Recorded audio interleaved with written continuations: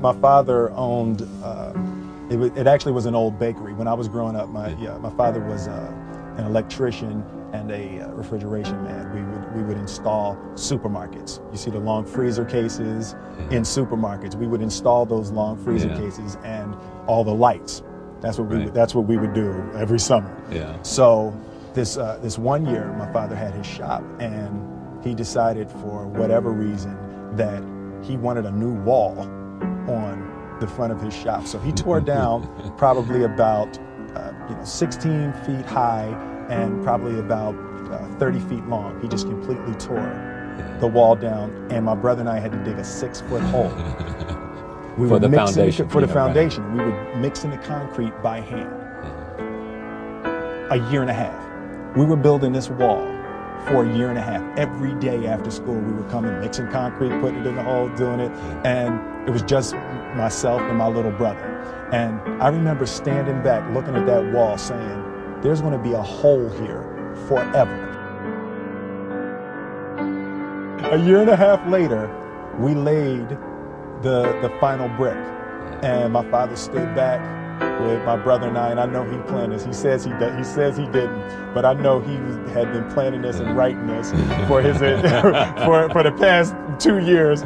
But we stood back, we looked at the wall, and he looked at me and my brother and said, "Now, don't y'all never tell me that you can't do something."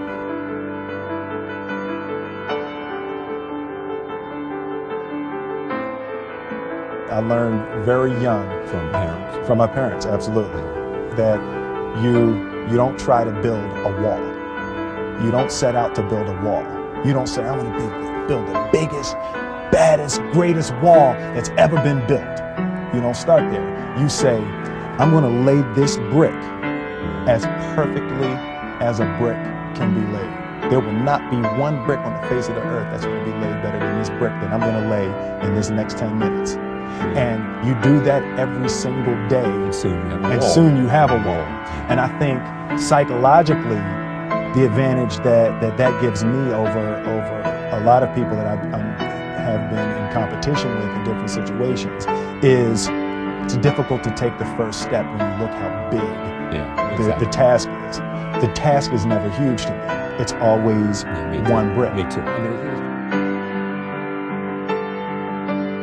For me, it was always, my biggest dream coming up was I wanted to hear one of my records on the radio. That was it? That was it. That's what I wanted to do. I wanted to hear one of my records on the radio.